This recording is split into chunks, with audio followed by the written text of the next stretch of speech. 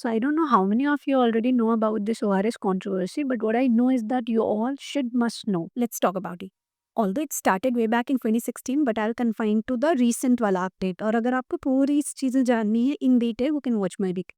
So in 2022, there is a doctor named Dr. Shiva Ranjani Santosh, who is a pediatrician. उन्होंने Telangana high court पे एक jet petition file किया, ये बताते हुए कि ये जो ORS है, जो कि JNTL एक कंपनी है जो कि जॉनसन एंड जॉनसन के अंडर आती है।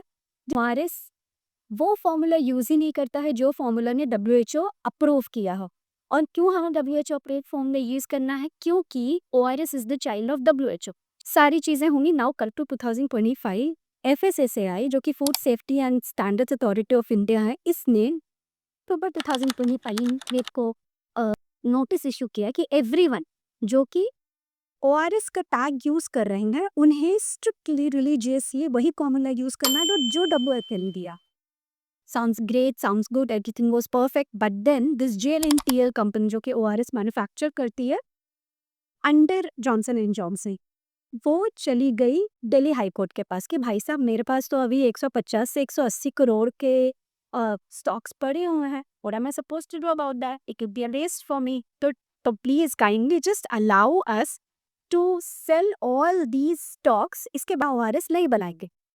तो दिल्ली हाईकोर्ट ने बोला भाई अब तो सही है, 180 करोड़ का अगर स्टॉक है, 180 करोड़ का नुकसान हो जाएगा। तो एक कंपनी को 180 करोड़ का नुकसान नहीं होना चाहिए, तो हम क्या कहते हैं वो जो स्टॉक रखा हुआ है इसको आप बेच दो, इसको आप बेच दो, मार्केटिंग में आओ, बच्चों को मस्त पिलाओ, उसके एक्सेसिव कंटेंट की वजह से बच्चे को डिहाइड्रेशन हो, बच्चों को जो भी प्रॉब्लम हो रही हो जाने दो। हमें क्या कि दिल्ली हाई कोर्ट ने इंटरिम रिलीफ दे दिया है उस JNTL कंपनी को कि आप अपने 180 करोड़ का स्टॉक को बेचिए।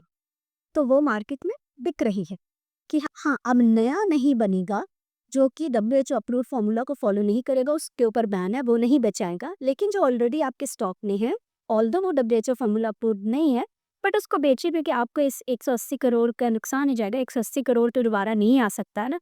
बच्चे को पिलाते रहिए, बच्चे तो बहुत सारे हैं, पॉपुलेशन तो बढ़ी नहीं है ना, और थोड़ी कम हो जाएगी तो गुड फॉर द कंट्री।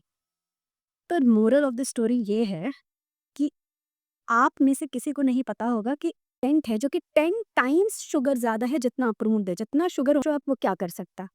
तो लेकिन इसकी मार्केटिंग इतनी तगड़ी हुई है कि हमें डिहाइड्रेशन होता है सबसे पहले ORS घोल के पी लेते हैं, बट नेक्स्ट टाइम से मार्केटिंग तो मत करे सीखते। नेक्स्ट टाइम सिर्फ को check the label, read on your own and then decide कि कौन सा प्रोडक्ट सही है कौन सा नहीं। मार्केटिंग एक कंपनी को फायदा पहुंचा सकता, आपके हेल्थ को कभी नहीं पहुंचाए।